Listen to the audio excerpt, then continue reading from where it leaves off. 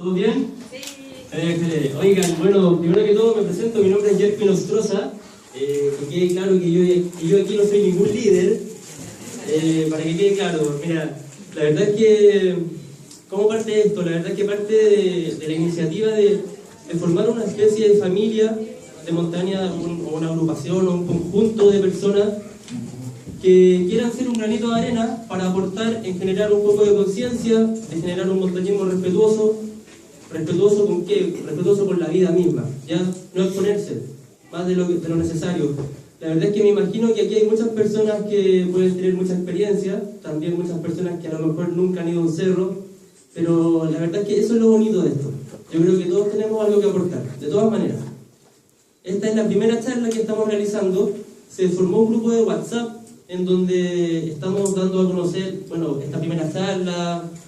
Próximamente me imagino yo que vamos a hacer algunas salidas a terreno, pero siempre de manera muy respetuosa y muy segura.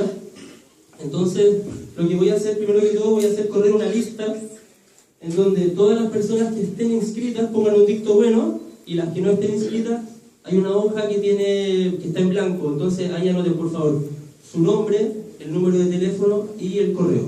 ¿Ya? Así que, por favor, que corra la lista. Al tiro le paso el lápiz. Y el lápiz que vuelva, por favor. Que si no, no tengo lápiz para el trabajo. Bueno, entonces, esta primera charla, como dice el título, Primeros Auxilios en Montaña, va a ser a cargo de Francisco de la Fuente. También Francisco, un voluntario, al igual que todos nosotros, miembros de esta familia, enfermero. Así que, por favor, pido que lo recibamos con un caluroso aplauso.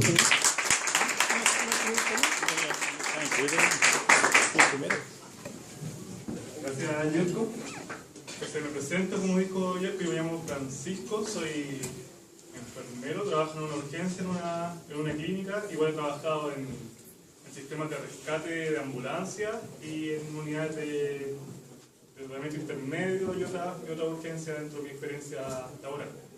Ya dentro del tema de la montaña, igual me estoy, entre comillas, iniciando, llevo cerca de mitad de año, pero les voy a aportar dentro de lo que es mi área más especializada, que es la parte de salud, en este caso de los primeros auxilios en la actividad que nos desarrollamos.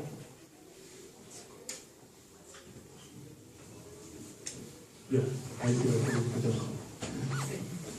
Entonces vamos a partir como modo de introducción a ambientarnos en lo que significa estar dentro de una montaña, ¿ya? Que significa salir un poco de nuestra zona de confort, nuestro nivel del mar en el que estamos actualmente, donde nos sentimos cómodos, respirando de forma confortable. Y la montaña, la verdad que es un terreno un tanto hostil hacia nosotros, hacia el ser humano, que requiere adaptarse a las características que tiene este medio. Ya dentro de las características que tiene, tenemos que la montaña presenta altitud, latitud, temperatura, humedad y radiación. Todos estos factores nosotros nos vemos expuestos a medida que nos vayamos adentrando dentro de una montaña. Vamos a ir describiendo uno por uno aproximadamente en qué forma nos va afectando cada uno de estos puntos. La altitud yo creo que es lo que más conocemos todos. El punto más alto que se conoce en la Tierra, que es la cima del Monte Everest, que está sobre los 8.000 metros de altura, y bueno, nosotros que estamos bajo los 2.000. ¿Ya? Acá hay el tema principal con la altura es la presión atmosférica. La presión atmosférica, a medida que vamos subiendo, va disminuyendo, y al ir disminuyendo la presión atmosférica va disminuyendo también la cantidad de oxígeno que tenemos disponible para respirar.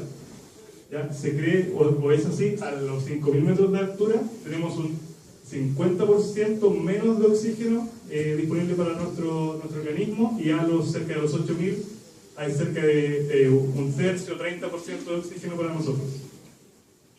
¿Ya? Como es lógico, esta disminución de oxígeno no pasa desapercibida para el cuerpo humano. ¿Ya? A medida que vamos cada vez subiendo más en altura, se van presentando sintomatología como cansancio, agitación en la respiración, dificultad para conciliar el sueño, y ya cada vez más, después que incluso ya con riesgo de congelamiento, riesgo vital, cuando la situación ya es mucho más extrema.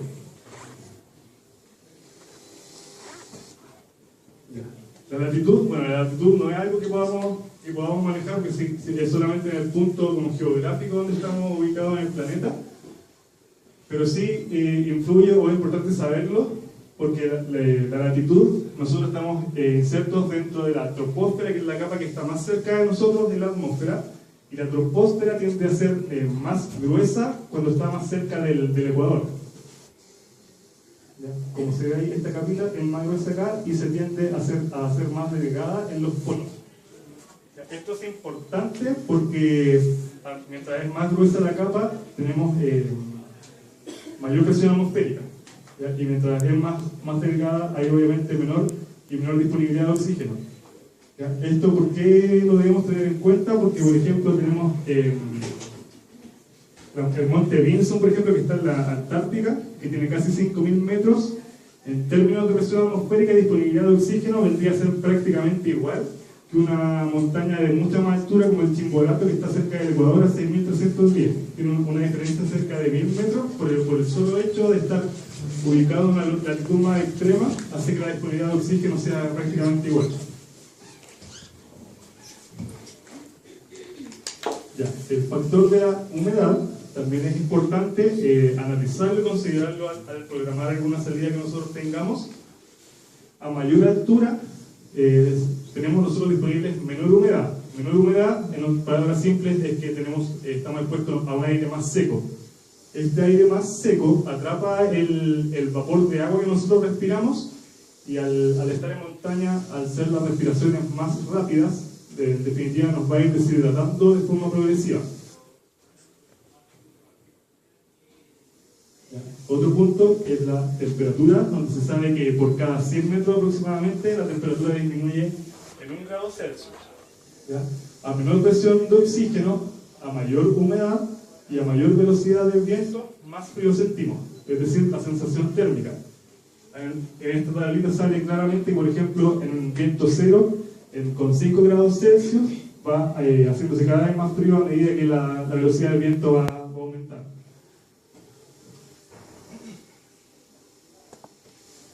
Y la radiación, que puede ser, entre comillas, uno de los factores que nos podría ayudar. La radiación está compuesta por los rayos UVA, UVB, UVC y los infrarrojos. Los rayos infrarrojos nos proporcionan calor, lo que sería, entre comillas, uno de los puntos a favor para mientras que vayamos en altura, porque a mayor altura vamos a tener mayor exposición a esta radiación. Pero también, por otro lado, al haber mayor radiación, deberíamos tener mayor cuidado con las quemaduras de tipo solar. Ahora que explicamos más o menos a qué factores estamos expuestos al subir una montaña, voy a explicarles de qué forma compensa el organismo este medio, de comillas, hostil. ¿Ya? Tenemos dos tipos de compensaciones. Una puede ser una vía respiratoria y una vía circulatoria. Vamos a hablar de la vía respiratoria, donde se produce a los pocos minutos de adentrarse en un terreno con menor disponibilidad de oxígeno, una hiperventilación o un aumento en la frecuencia de respiraciones por minuto. ¿Ya? Este es un mecanismo adaptativo que nos va a permitir mejorar la circulación sanguínea, tener un mejor rendimiento deportivo y disminuir la posibilidad de complicaciones como el edema pulmonar de altura. Es importante saber que hay factores que afectan la respiración. Nosotros en el cuerpo tenemos un centro de regulación de la respiración. Este centro debería estar fuera de cualquier tipo de sustancia que lo pueda afectar. En específico, sustancias como son los sedantes o el alcohol. Quizás muchas personas pueden decir, voy a llevar una petaca con alcohol para el frío en la altura, o voy a llevar un medicamento que me va a hacer dormir en la altura. La verdad que eso está contraindicado porque eso inhibe el centro de respiración y puede afectar de sobremanera o incluso poner en riesgo la vida al afectar la respiración, que es tan importante poder regularla de buena forma estando en altura. Así que no lo hagan. El tema de dormir en altura también se afecta. Se producen respiraciones periódicas o periodos de apnea o periodos donde dentro del sueño no se respira, no se producen respiraciones. Esto es un fenómeno que se produce en la altura y también se conoce como respiración de Cheyne-Stokes. Esto produce, dos cosas que son casi lógicas: somnolencia durante el día, mayor cansancio, y puede agravar enfermedades como el mal de altura o o edemas pulmonares o cerebrales. Por eso se dice de que a alturas muy altas, la verdad que... Pero la idea es poder bajar de buena forma, estabilizar, como dice. Dentro de la prevención, que es de las cosas más importantes y que he enseñado en la mayoría de los cursos de montaña, está el sistema de 3x3, dentro de que se realiza antes, durante y posterior a una salida, donde es importante que nos fijemos hacia dónde vamos a ir, qué tipo de clima o meteorología va a haber en el lugar. Si es que va a haber frío, viento, humedad, y de acuerdo a eso, llegar preparado con todos los insumos técnicos y de ropa, por ejemplo, que vamos a requerir para ello. El itinerario quiere decir con la planificación dentro de la salida misma. Por ejemplo, vamos a hacer cumbre hasta, por ejemplo, las 2 de la tarde para que después no se nos haga oscuro, poder volver de buena forma a la casa, o vamos a acampar a esta altura, y de acuerdo a eso, ir bien planificado en una salida. Y el grupo humano, que quiere decir cómo están todos, cómo están de acuerdo a los insumos, a la ropa, a la parte técnica, al botiquín, hidratación, la parte anímica. Todos estos factores, si son bien planificados de forma previa, la verdad que se debería prevenir bastante la probabilidad de accidentes en la montaña o poder explorar de buena forma si se produce uno. Lo otro sumamente importante para hacer el montañismo de forma responsable es la parte de formación. En nuestro tiempo, la verdad que abundan bastantes cursos de montañismo, ya sea montañismo básico, de técnicas invernales, de escalada, de primeros auxilios, de rescate. Eso ya depende de la responsabilidad de cada uno, hacia qué lado quiere especializarse, o si no simplemente aprender de otras personas que tengan mayor experiencia. ¿Ya? Y el juicio y la experiencia, que la verdad que lo va a dar a través del tiempo. Dentro del flujograma de atención o de acción ante un herido, antes de pasar a los puntos A, B, C, D que se atiende cualquier persona, que la verdad que no voy a andar tanto en eso porque vamos a irnos como de lleno a cómo atender a una persona, sí quise colocar esto para tener claro que lo primero ante un accidente es ver el tema de la escena. ¿Ya? En una escena hay que verificar la seguridad del terreno antes de actuar. Por ejemplo, si hay un accidentado y hay, no sé, una roca, si se viene una avalancha, yo no puedo llegar y tirarme a atender a esa persona, porque si no, en vez de haber un lesionado o un accidentado, van a haber dos. Va a ser el rescatista y el accidentado, y esa la verdad que no es la idea. Entonces, primero se debe verificar y asegurar la zona donde vamos a trabajar con la persona. Usar EPP, que son los elementos de protección personal, ya que pueden ser cascos o guantes en que va a haber exposición a fluidos de alto riesgo como la sangre, por ejemplo. Aquí, bueno, evaluar el mecanismo de presión, la cantidad de víctimas y qué recursos posibles voy a necesitar. Hacer como una evaluación de qué está pasando, si el lugar es seguro, y luego ir a actuar. Ahora vamos a hablar sobre las enfermedades de altura. Yo creo que la mayoría han escuchado hablar de esto, voy a explicarlas un poquito. Existen principalmente 3 enfermedades de altura.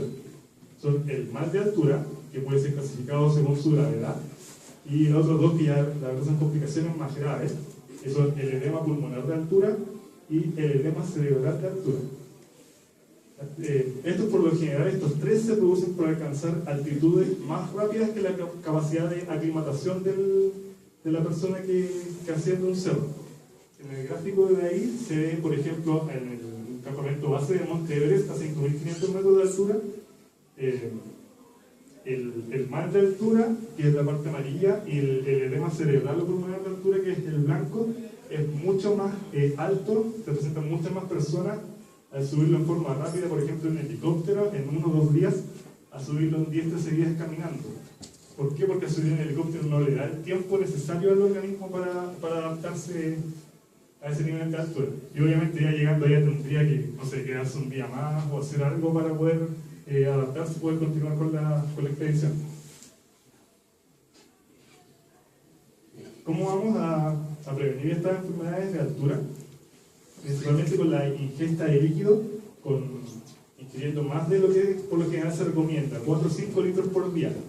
Nosotros vimos que al estar expuesto en altura, una de las compensaciones es la parte respiratoria, y Y la respiración, al aumentar, produce aumento en la pérdida insensible del agua. Nosotros no nos damos cuenta, pero cada vez que respiramos vamos perdiendo un poco de agua. Al estar en altura, al estar más agitados, necesitamos aumentar la cantidad de líquidos para disminuir esto, la deshidratación. También se sabe que el consumo de carbohidratos ayuda a prevenir las enfermedades de altura, partir ascenso bajo los 3.000 metros de altura, porque eso favorece la aclimatación. Y se recomienda que por cada 1.000 metros ascendidos pasar una noche de aclimatación. Por más de que quizá el estado físico lo pueda dar, no pasar por ejemplo de 4.000 a 7.000 metros, si es que uno puede de una sola vez, porque si no la verdad que no va a ser perjudicial para la salud.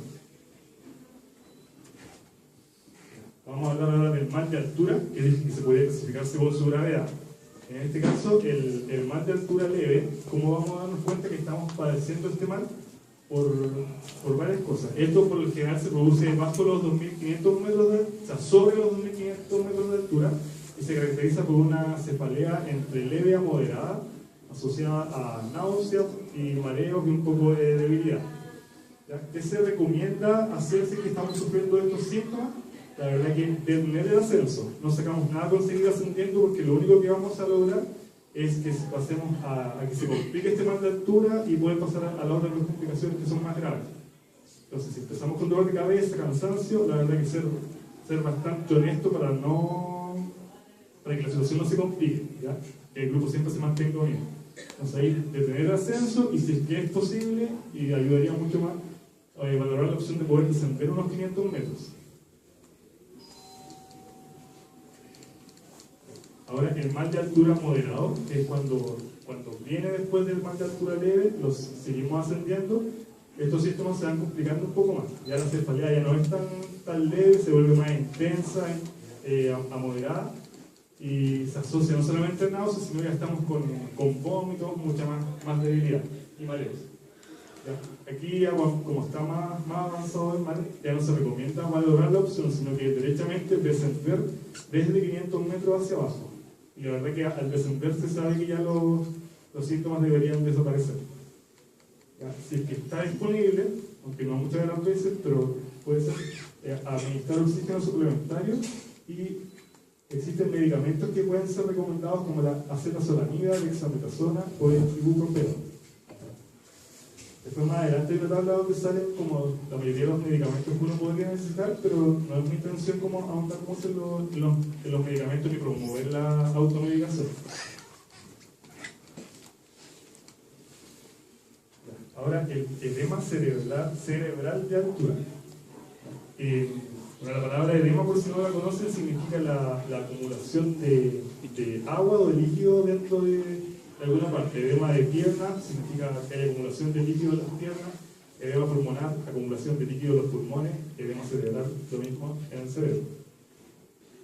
¿Por qué se caracteriza eso? Por presentar todos los síntomas del mal de altura por 24 horas, ya que no hicimos caso, que seguimos ascendiendo, que nos quedamos ahí y lo dejamos pasar, sumado a ataxia o la falta de coordinación, que puede ser una marcha inestable.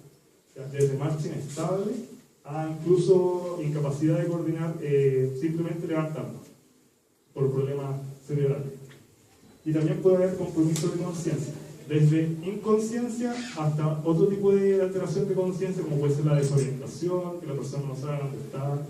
Es igual a la alteración de conciencia, y son signos de que ya algo está pasando en el cerebro. Y bueno, ante eso ya la verdad es que hay algo ya más grave, y hay que descender y evacuar dentro de lo posible, ya lo más rápido, administrar oxígeno y los mismos medicamentos que habíamos hablado antes. Aquí la verdad la opción de poder seguir en la excursión no la recomendaría, porque la verdad que es grave, requiere de atención y manejo médico. Y lo mismo, pero en la parte pulmonar, el edema pulmonar de altura también se caracteriza por mantener por 24 horas el mal de altura, la cefalea, los vómitos, las náuseas, los mareos, pero sumamos sintomatología respiratoria. Como el pulmón se está llenando de líquido, vamos a presentar síntomas respiratorios.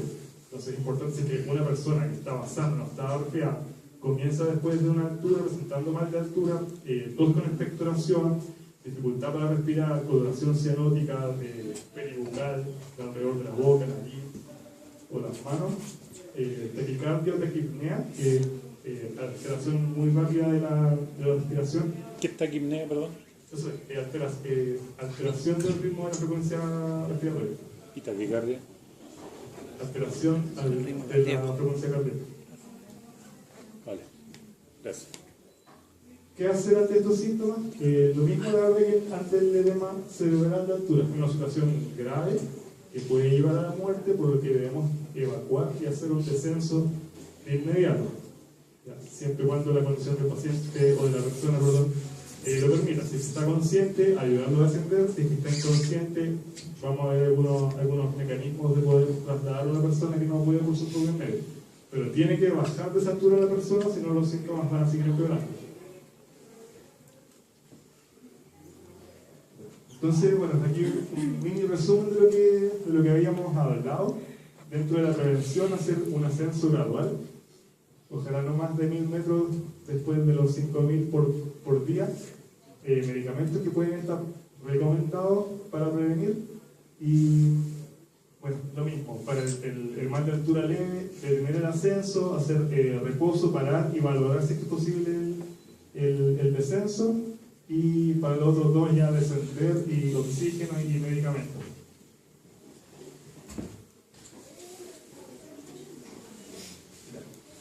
Pero una vez hablado de los males o enfermedades de altura, vamos a hablar de la hipotermia. La hipotermia, por definición, es el descenso de la temperatura corporal por debajo de los 35 grados Celsius. ¿Ya? Y de ahí hacia abajo la hipotermia se va clasificando según gravedad. Eso de acuerdo a la sintomatología que presenta la persona como a la temperatura que alcanza el cuerpo.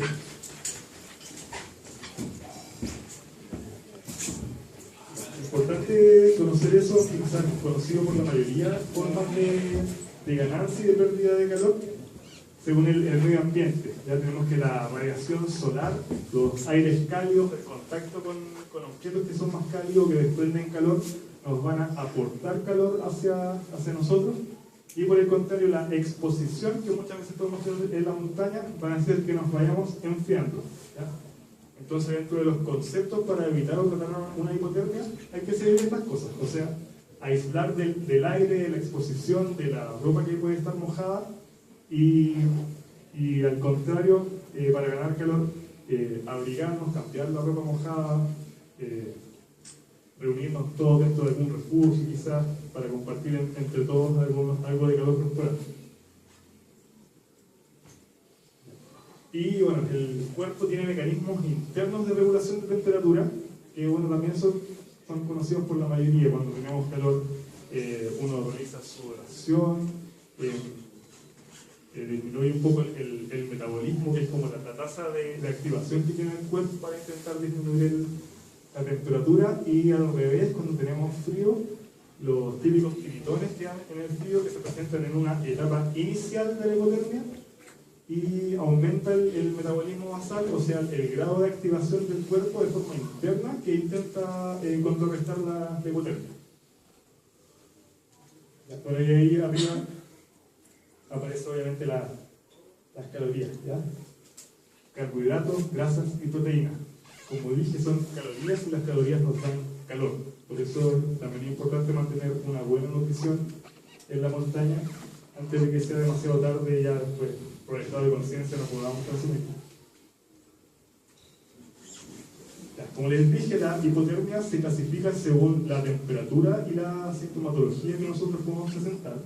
Tenemos desde una hipotermia tipo 1, donde estamos conscientes y con temblores, tiritones, y quizás todos hemos vivido esa sintomatología donde se dice que debería haber una temperatura entre 35 y 32 grados.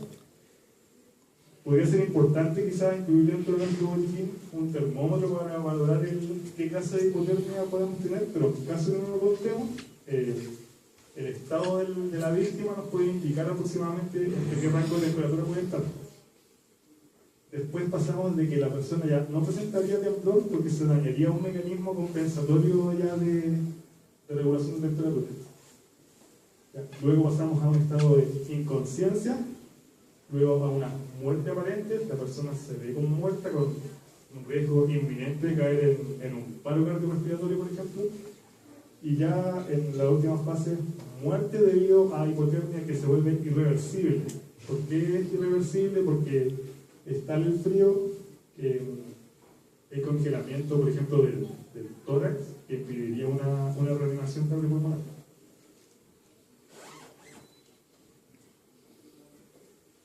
Primeros auxilios en hipotermia, como todo lo más importante es la prevención, como había hablado, consumo de calorías adecuadas, alimentación que va a ayudar a que el organismo trabaje por dentro y todas esas reacciones químicas y biológicas van a hacer que la temperatura corporal se pueda mantener bien. Indumentaria adecuada al frío, al clima, perdón. Por eso es importante la planificación previa que hicimos en nuestra salida para ver qué tipo de ropa y de recambios de ropa vamos a necesitar. Cambiar ropa húmeda por ropa seca, por eso, por ejemplo, llevar recambio de calcetines o de las primeras capas que se puedan humedecer. Tener formación, como había hablado antes, en los cursos, por ejemplo, técnicas de refugio infernales, como puede ser iglú, tiendas de campaña, cómo formar fuego. Todas esas cosas podrían ser instrumentos que nos podrían salvar de la muerte en una situación de emergencia.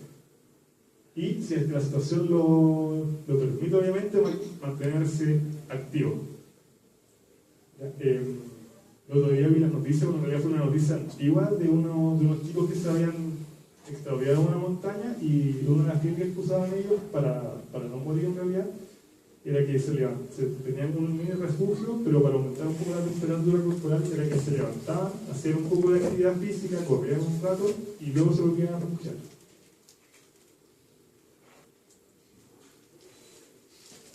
Como habíamos hablado, la hipotermia se divide por categoría, y aquí vamos a explicar un poco qué podemos hacer frente a cada caso. Si la hipotermia es leve, o sea, si es que la persona está consciente y su estado lo permite, dar a beber líquidos calientes y azúcar agua. De esa forma el líquido caliente va a eso. Y el recalentamiento externo activo, o sea, cosas de afuera que nos van a aportar calor, que puede ser abrigar, generar una fuente de calor, una fogata, prender las cocinillas, poner el agua y mantenerse activo, como habíamos hablado, si es que la situación lo permite. Y la hipotermia grave, cuando tenemos una persona ya que puede estar inconsciente, quizás que ya no va a ser capaz de ingerir líquidos, que no va a ser capaz de salir de donde está el refugio y hacer actividad. La verdad que se recomienda mantener a la persona en reposo, porque como habíamos hablado, tiene un riesgo bastante importante de hacer arritmias cardíacas que pueden ocasionar un paro cardiorrespiratorio. Entonces, si necesitamos movilizar mucho, nos puede caer en una muerte ya inminente. Optar en vez por el recalentamiento. Y lo mismo que habíamos hablado antes.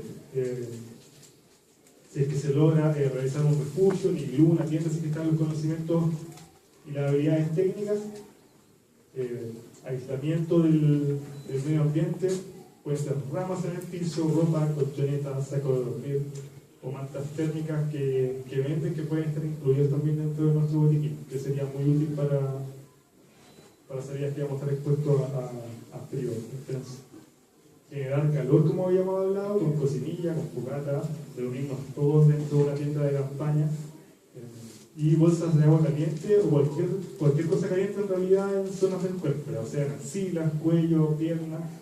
Y si es que la situación se vuelve más grave, proceder y saber cómo realizar una reanimación cardiopulmonar y cómo reconocer cuando una persona está en paro cardiorrespiratorio. Bueno, en esa foto aparece que obviamente es posible y hay cursos donde se enseña a realizar un iglú o refugio. Aquí vemos una tienda de campaña un poco más improvisada y una persona con una manta térmica. Y bueno, puse esto que es más o menos un resumen de lo que hablé de los mal de montaña y de la hipotermia, donde, bueno, para resumir todas las cosas que le conté. Cerca del nivel del mar tenemos un 100% de disponibilidad de oxígeno, cerca de los de los 3.000 un 75% y cerca de los 7.000 un 30%. A medida que ascendemos, la presión atmosférica va disminuyendo progresivamente, que va a ir sucediendo toda la sintomatología y las respuestas del cuerpo compensatoria. Y si es que se hace de forma muy más rápida que la capacidad de aclimatación, se van a producir las enfermedades de altura. ¿Ya? Y bueno, es lo otro que le conté, la temperatura disminuye cerca de 1 grado por cada 100 metros.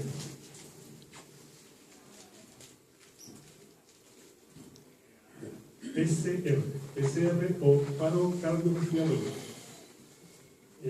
Se define como retención de la respiración y del latido cardíaco en un individuo.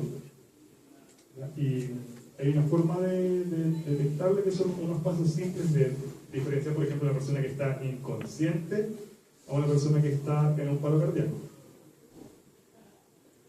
¿Cómo reconocemos entonces un paro cardíaco? El paciente no responde, no respira y no tiene pulso. Entonces, si estamos frente a un individuo tirado, no sabemos si es que está en paro o está inconsciente, nos debemos acercar y hablarle, podemos amarrarle un poco el hombro, ¿estás bien? ¿Qué te pasó? Si no responde, ya tenemos uno, está inconsciente, no responde. Luego tenemos que evaluar si es que respira o no respira. ¿Cómo sabemos si una persona respira? Podemos exponer un poco, porque si está con mucha ropa no vamos a ver si respira. Le abrimos un poco las ropas y vemos la expansión torácica. Uno al respirar, el tórax se expande y luego vuelve a su posición. ¿Ya? Esa es una forma, y la otra forma es acercarnos un poco y sentir el aire que puede ser expulsado por la respiración por boca o nariz. ¿Ya? Cualquiera de esas dos formas ya vemos si la persona respira o no. Si no respira, ya tenemos definido que está en un paro respiratorio, que puede pasar también, no solamente un paro cardiorrespiratorio, puede estar sin respirar, pero el corazón aún latiendo, que sería como el paso previo. Si obviamente pasa eso, hay que pedir ayuda inmediatamente porque ya es una urgencia vital, y después verificar si es que tiene o no tiene pulso. ¿Ya? El pulso se palpa por una persona externa a ella y se puede palpar por nosotros mismos tocándonos a un lado del cuello, que puede ser cualquiera de los dos lados, que es el lado que se recomienda donde pasan las arterias carótidas. Entonces con 2 dedos nos vamos a nuestro cuello, alrededor de la tráquea, presionamos un poco a cualquier lado y deberíamos sentir el pulso. Son como latidos del corazón que se palpan. A veces hay que darse un buen tiempo para poder reconocerlo, porque a veces a primera no se logra hacerlo, más si está una persona con hipotermia, por ejemplo, donde las funciones vitales están más disminuidas, se puede confundir un poco. ¿Ya? Entonces, si se cumplen los 3 requisitos, no responde, no respira, no tiene pulso, ya tenemos el diagnóstico de un paro respiratorio y tenemos que estar listos para poder intervenir, no solamente para la montaña, para la vida diaria, le puede pasar a algún familiar en la casa, puede pasar en la vida pública, y la verdad que toda la población debería estar entrenada para poder asistir a una persona en esas condiciones. ¿Cómo se reanima a una persona que está en paro cardiorrespiratorio?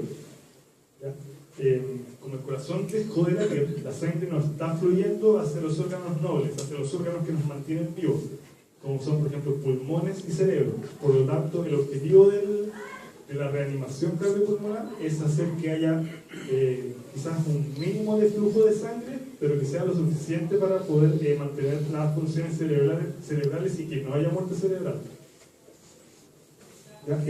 Está estandarizado por la Asociación Americana del Corazón, y eso son como directrices que se usan en todo Chile, hospitales clínicas, y se enseña así, de que las compresiones torácicas son las más importantes y se deben realizar en una relación de 30 compresiones, se para y luego se realizan 2 ventilaciones, o sea, 2 respiraciones boca a boca.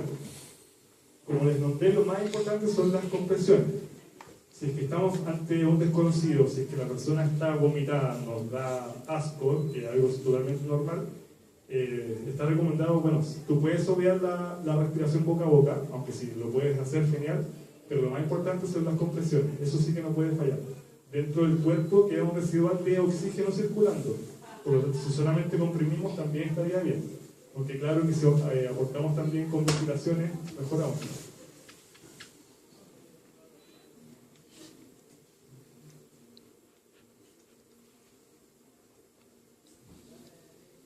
Ahora, ¿cómo se realiza el masaje cardíaco? Porque la verdad que se ve, bueno, nosotros que sabemos, quizás la gente que trabajamos en salud, que en televisión, en series, en películas, se realiza de mala forma y de una forma que la verdad no va a salvar a nadie la compresión que se muestra muchas veces, ¿ya? Entonces aquí vemos una imagen que muestra como la postura con la que se debe comprimir. Se debe comprimir fuerte y hacia abajo, ¿ya? No es un masaje así como sobre la piel ni nada. Tiene que ser una compresión hacia el tórax, hacia adentro, de tal forma de que la parrilla costal o torácica comprima el corazón. Cada vez que uno aprieta, el corazón se tiene que apretar. De esa forma, la sangre va a salir de los ventrículos hacia el resto del cuerpo. ¿Ya? Por lo tanto, un masaje superficial o cualquier otra cosa no va a servir. ¿Ya? Y para que la fuerza sea la adecuada, esa postura está totalmente correcta y la recomendada. ¿Ya? Primero, la persona tiene que estar sobre una superficie totalmente plana y dura. Si hay una superficie blanda, la fuerza que nosotros hacemos se va a amortiguar con la superficie blanda y no va a ser efectivo. Entonces, mover a la persona, si ya está en un paro cardiorrespiratorio, da lo mismo todo lo demás. Lo sacamos de donde esté, lo colocamos en una superficie dura y ahí vamos a realizar las maniobras de compresión, ¿ya? Y permitiendo también en las compresiones que el tórax se vuelva a expandir. No estar todo el rato cargando, sino que presionamos y dejamos que el tórax se expanda y por consiguiente que el corazón se vuelva a llenar un poco de sangre. ¿Ya? O si no, vamos a estar todo el rato intentando expulsar sangre que no va a estar en el corazón. ¿Ya? Y la forma, bueno, el lugar donde se comprime es a imagen, uno se imagina entre los pezones, ¿ya? En el caso del ser humano. ¿Ya? Ahí se comprime y la forma de comprimir, la postura de las manos se realiza con el talón de la mano, ¿ya? No es con la mano entera, sino que localizamos toda la fuerza del impulso de las manos en el talón de la mano y se coloca una mano sobre otra y con una sola se comprime hacia abajo.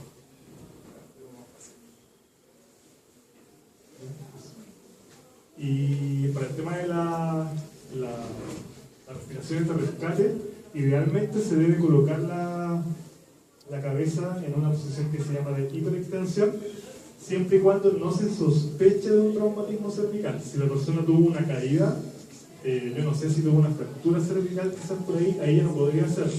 Pero si la persona estaba bien, vi cómo le pasó y la verdad que no hay indicio de que tenga algún problema cervical, sí puedo abrirle un poco la cabeza hacia arriba, así hacemos que el flujo de aire sea más expedito hacia los pulmones.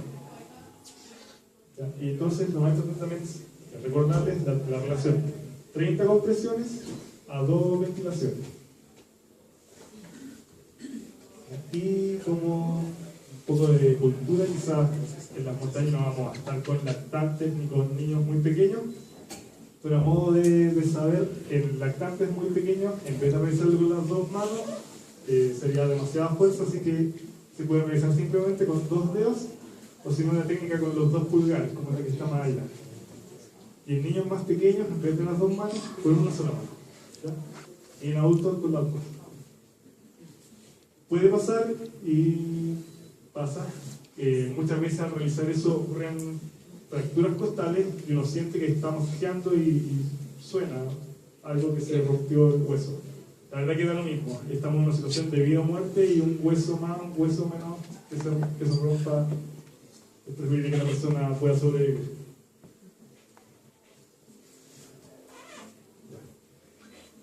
Vamos a hablar ahora el pronóstico de una persona que encontramos en un paro cardiorrespiratorio, la verdad que no es muy alto.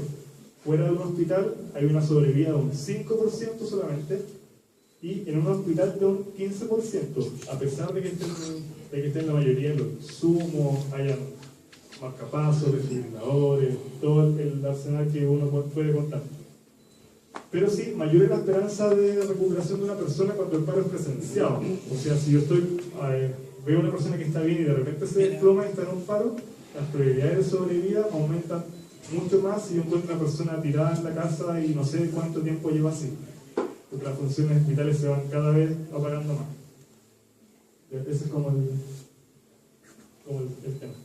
Y se necesita, en muchos casos, al ocurrir una arritmia cardíaca, un desfibrilador.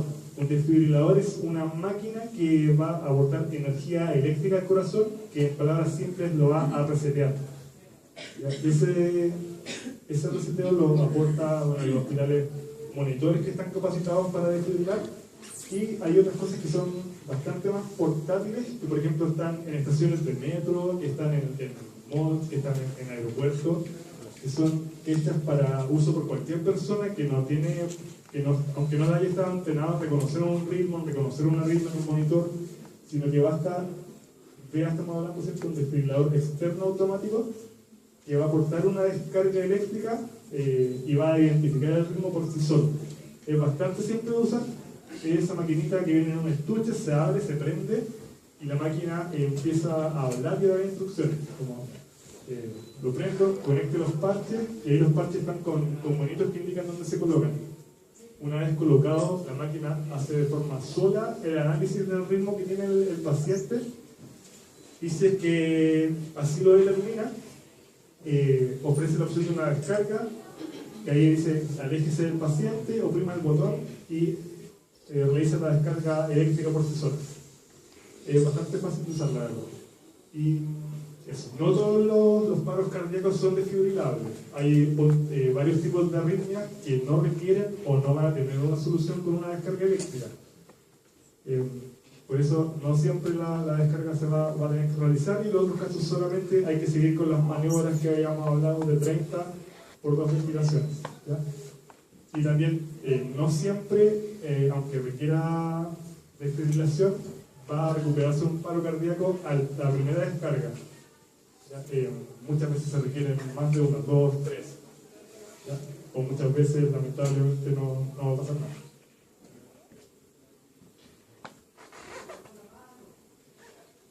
Ese es como un esquema de lo que habíamos hablado. Lo primero es saber reconocer un paro cardiorrespiratorio. Persona no responde, no respira, no tiene pulso. Se activa el sistema de emergencia, más que nada para obtener un desfibrilador. En ambiente de montaña, la verdad que estos aparatos son bastante caros, y la verdad no dudo que alguien pueda conseguirse uno para llevar en la montaña. Así que con las maniobras de resucitación, mientras se pide ayuda, deberíamos tener. Pero no está de más que sepamos que existe esa opción. Si nos encontramos, por ejemplo, alguna vez alguien en la calle o en la casa.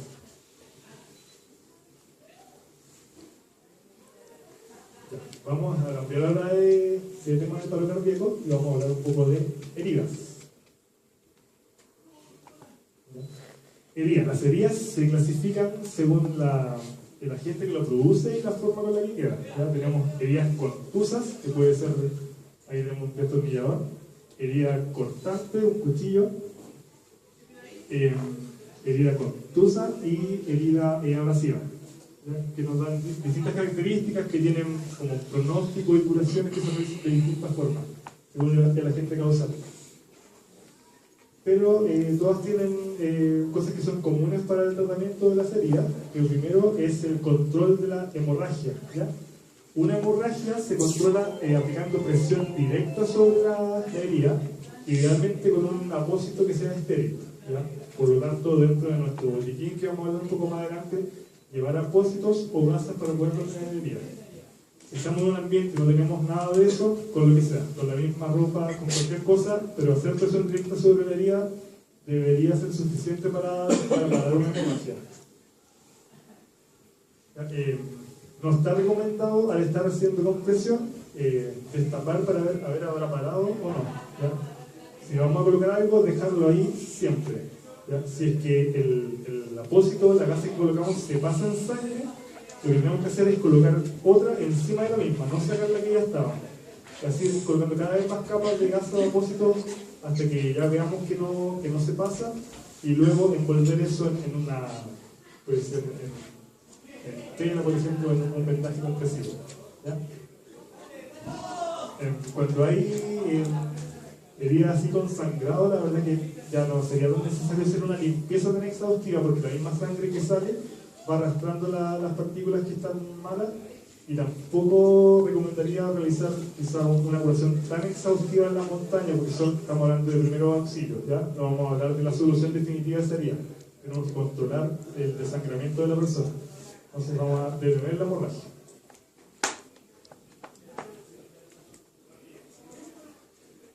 ¿Ya? En caso de una herida que no sea tan sangrante y tenemos ahí una herida que se vea sucia, tenemos que limpiar la herida, ¿cierto? Con apósitos, con gasas. Y bueno, en la mayoría de los hogares chilenos contamos con alcohol, povidona, agua oxigenada. La verdad que no están recomendadas y no se recomienda su uso para el tratamiento de heridas, porque sí, está bien, son sustancias que son como desinfectantes o antisépticas, van a matar microorganismos que son malos, pero a la vez, al ser tan fuertes, van a impedir la cicatrización de la herida. Entonces también van a afectar la piel que está sana y que va a querer sanar y quiere regenerarse. Entonces solamente se recomienda por suelo fisiológico y por arrastre sacar la suciedad, no aplicar desinfectantes. Suelo fisiológico puede ser por chorro, o si no, embebimos una tórula de algodón en el suelo y arrastramos y vamos sacando la suciedad. Y en caso que se vean como piedrecilla o cosas así, podemos sacar con pinza o con las manos si se puede. O cosas así. Si es que hay algo que está demasiado incrustado hacia adentro, ahí ya no se recomienda sacar, porque al sacarlo de ahí podemos causar una hemorragia. Y después que limpiemos, ¿cierto? Hay que cubrir ahí con un apósito, vendar la extremidad, y también se recomienda mantener la extremidad en alto, que va a hacer que por simplemente gravedad, por ejemplo, si ocurre en un brazo, la sangre no siga saliendo, sino que tienda a devolverse hacia el corazón y pescarse fuera.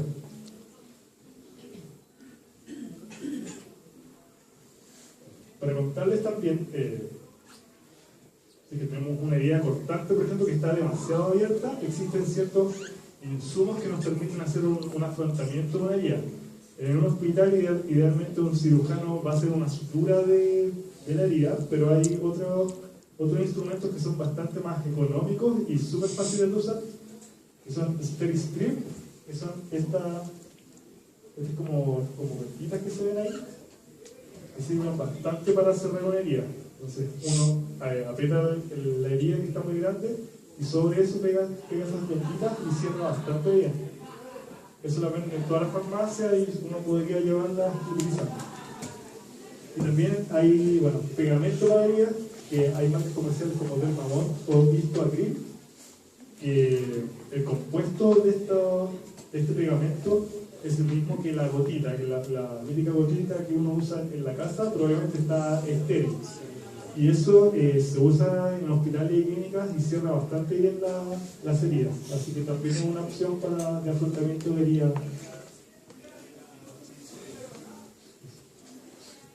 Lo otro que les había contado, elevar a un miembro afectado, que puede ser el pie o un brazo, comprimir la zona, taparlo luego con apósito, vendaje y torniquete. Ahí puse 2 asteriscos porque es como bastante controversial y muchas veces no se recomienda usar un torniquete, por la razón de que, bueno, torniquete, para el que no sabe, es comprimir una zona del cuerpo que por lo general son extremidades, con tal fuerza de que se corte la circulación desde ese punto hacia abajo. De esa forma pararíamos una hemorragia en caso de, por ejemplo, una hemorragia que no se da ante la compresión que estamos realizando. Este celular, por ejemplo, de toda la pierna, si es que realizamos un torniquete por mucho tiempo. Por eso solamente se recomienda cuando sean situaciones de vida o muerte, cuando sea una hemorragia, por ejemplo, de un gran vaso, de una arteria, sea un sangrado incontrolable ante la presión directa, ahí podríamos utilizar un torniquete y, bueno, y soltando un poco la presión cada cierto tiempo para permitir. Inmovilizaciones más comunes que deberíamos manejar, y que voy a mostrar acá algunos ejemplos de cómo realizar inmovilizaciones con instrumentos, insumos que nosotros podemos tener siempre en la montaña, que son de cuello, de extremidades, son brazos, piernas y de dedos.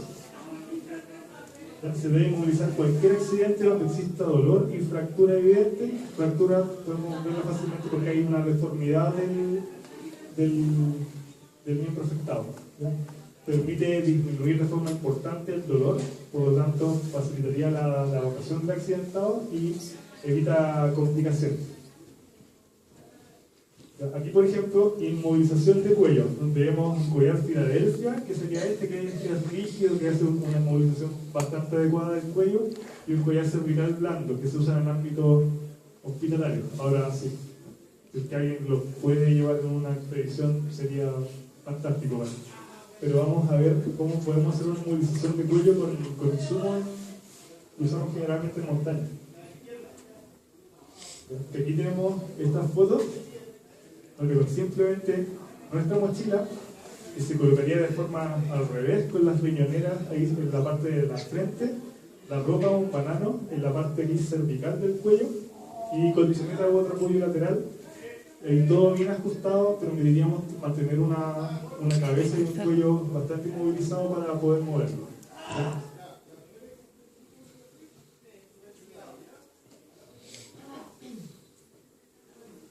Ya, inmovilización espinal. De nuevo aquí tenemos el ambiente ideal con una tabla espinal que se usa en salud, con las arañitas que se llaman todas esas correas que se colocan.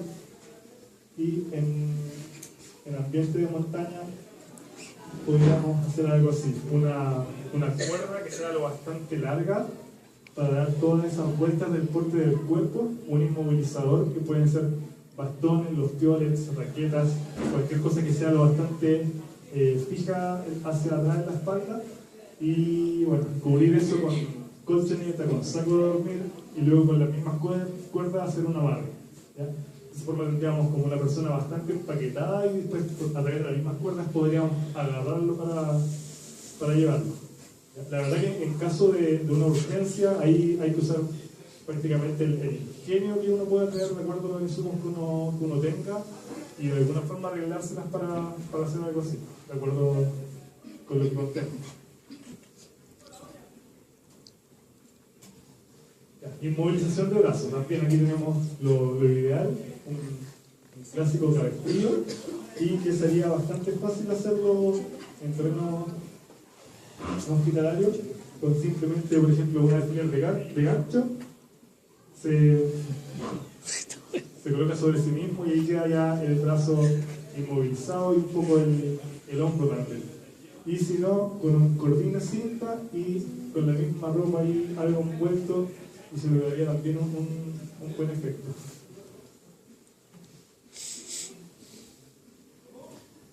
Ya, para el caso de la pierna, aquí de nuevo vemos el ideal un inmovilizador de pierna, y también se ve bastante fácil poder hacerlo en un terreno no con los insumos adecuados. Con los mismos bastones, un saco de dormir y una tela, se puede hacer perfectamente una inmovilización de una extremidad que se vea fracturada con alguna lesión importante.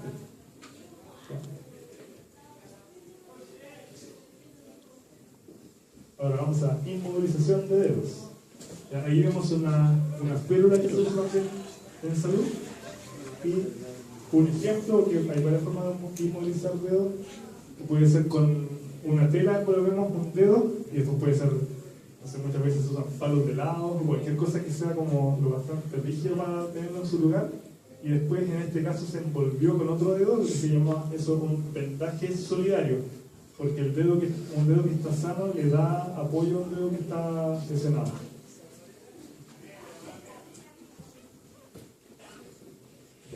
Vamos a hablar ahora de un botiquín. El botiquín es importante, que idealmente en todas las salidas cada uno de nosotros pueda armar su propio botiquín, ¿ya? Que se coloque en una parte accesible de la mochila. Cuando yo voy a hacerlo, por lo general el botiquín es lo último que he hecho, de tal forma que sea al abrir la mochila lo primero que uno vea, ¿ya? Y no es algo que moleste tanto, si no lo necesito, lo saco nomás, después lo vuelvo a dejar.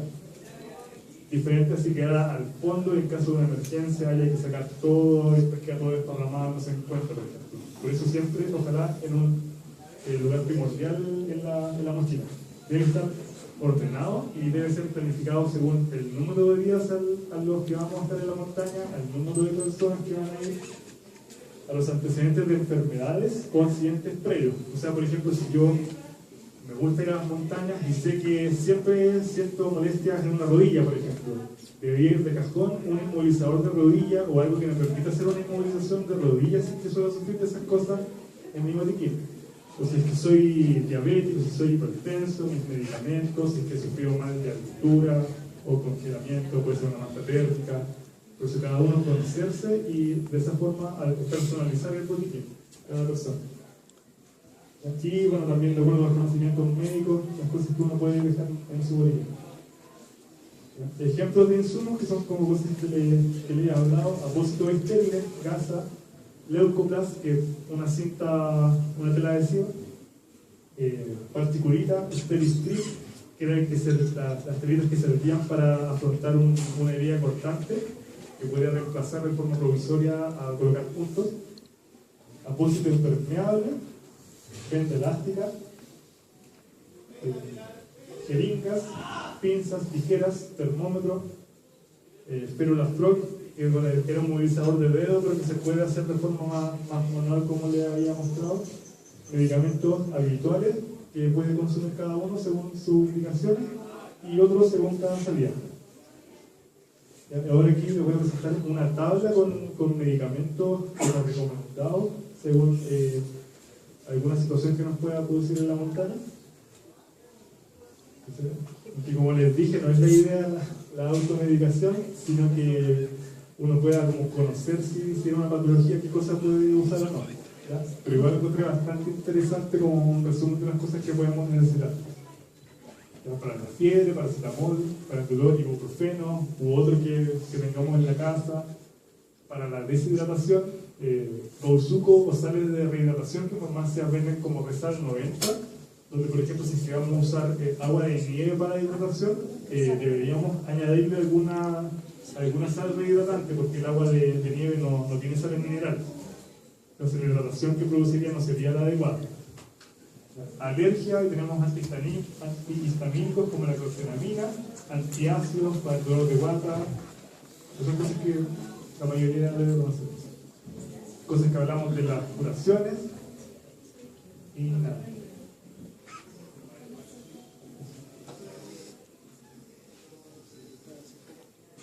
Otra cosa que considero importante, si es que nosotros vamos a tener un grupo, si es que alguna persona acá tiene, no sé, es guía, ofrece trekking guiado, si es que vamos a ir con amigos, que creemos en lo posible, sería lo ideal, una ficha de antecedentes médicos, que nos serviría bastante para hacer una preparación antes de salir a una montaña. Por ejemplo, hay antecedentes de enfermedades, de diabetes, de epilepsia, de asma. Eso nos va a servir a equipar de buena forma un botiquín. Has tenido fracturas, esguinces, tendinitis, también como lo que le había hablado, podemos equipar con inmovilizadores, cosas de ese tipo. Has presentado mal de altura, y a qué altura lo presentaste también es un buen dato a valorarlo antes de iniciar una expedición, que puede decirnos ya a esta altura deberíamos parar, descansar un poco antes de seguir, montar campamento a esta altura por los antecedentes que tenemos dentro del grupo. Grupo sanguíneo, positivo o negativo, RH, antecedentes quirúrgicos, predicción. Es importante también en caso de que un accidentado tenga que ser derivado después a un centro asistencial, saber dentro de esta ficha médica hacia qué lugar poder derivarlo, y bueno, en caso de accidente, avisar a algún número de contacto. Un punto súper interesante sería genial si los grupos que sacan a la montaña pudiesen implementar esto.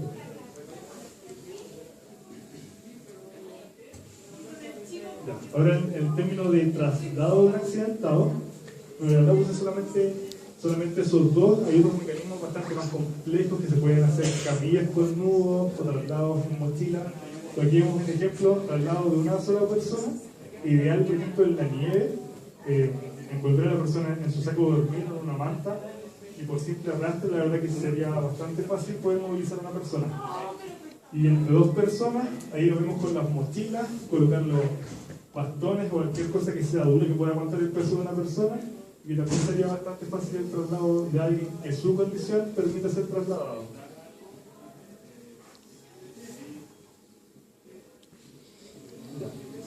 Accidentes graves, como habíamos hablado de algunos, como la hipotermia grave, como el edema cerebral, como la alteración de conciencia, como el paro cardiorrespiratorio, o si estamos perdidos, necesitamos rescate médico o asistencia, bueno, solicitar ayuda. Hay bastantes grupos de rescate que nos pueden ayudar, que se acá como un poco resumido. ¿Quiénes pueden ir a nuestro auxilio en caso de una emergencia? Está Socorro Andino, está el GOPE, que depende de Carabineros. El Ejército de Chile también tiene como grupos o ramas que se dedican al montañismo. Y bomberos también podría acudir, que hay unidades especializadas en montaña. También podrían ser grupos de montañismo que puedan ir a la ayuda, o de amigos en caso necesario. Es importante como manejar los anexos. Socorro Andino, 136, Carabineros, que yo creo que todos los conocemos, y eso. Y quizás para aprenderse uno solo, y después entre ellos mismos dar aviso a algún familiar, y así poder contactar para facilitar el rescate de una persona. Vamos al rescate aéreo. Una vez que ya dimos el aviso de que necesitamos ayuda y vamos a ser rescatados por un helicóptero, yo creo que es súper importante saber cómo nos acercamos o qué tenemos que hacer si es que un helicóptero viene a nuestro encuentro, porque hay algunas cosas que pueden ser imprudencias, que podrían ser más factores de accidente que hay salvataje. Entonces quise colocar un poquito esto, quizás no mucho lo manejamos. ¿Cómo acercarse a un helicóptero? ¿Ya? Un helicóptero, cuando se está acercando, emite bastante ruido, por lo tanto, acercarse a conversar con alguien dentro del helicóptero sería casi imposible. Y también el movimiento de las aspas y las hélices levantan mucha ventisca, puede hacer que vuelen las cosas que tengamos nosotros, que vuelen ramas, que vuelen piedras. Por lo tanto, idealmente mantener una distancia mínima de 15 metros a la redonda hasta que el helicóptero se estacione en su lugar. No salir corriendo cuando vemos que el helicóptero está bajando. Eso es una influencia. ¿Ya? Es que estamos con una persona accidentada, cubrirla, protegerla. Si es que hay cosas que están sueltas, también protegerlas de que no salgan volando y que producir algún accidente. ¿Ya? Esperar de forma calmada que el helicóptero se estacione, que aterrice, y luego poder acercarse. También al helicóptero siempre nos debemos acercar a él de forma frontal, de tal forma de que el piloto del helicóptero tenga contacto visual, que nos pueda ver. Jamás acercarnos a él por la cola. Ahí el piloto no nos puede ver y también puede hacer algún movimiento o algo así y terminar mal la situación. Entonces aquí en esta imagen vemos zona segura de acercamiento del helicóptero, siempre por delante, por atrás no. Aparte de eso, una altura bastante baja y no se recomienda. En caso de que se estacione en una ladera, siempre acercarse por el lado más bajo. Por arriba también nos puede agarrar la hélice, no se recomienda. Y señales internacionales de socorro, que todos deberíamos saberlas. El necesito ayuda, o el sí, en caso de establecer algún tipo de contacto, es con las dos manos hacia arriba. Es como lo que yo creo que cualquier persona tendría a hacer si necesita ayuda y ve a alguien volando hacia arriba, pues levantar las manos, como para que nos vean. Y el mismo cuerpo, por eso el sí y el yes hace la forma como de una Y. ¿Ya? Sí, necesito ayuda, sí, afirmativo, estoy aquí. ¿Ya? En caso contrario, no, todos estoy bien, se hace una mano hacia arriba y otra hacia abajo. ¿Ya? De ahí se dice que hace la forma de una N, que sería un no. ¿Ya? Estoy bien, no soy yo el que pedí ayuda, siguen buscando a los accidentados. Y eso sería. Muchas gracias por haberme.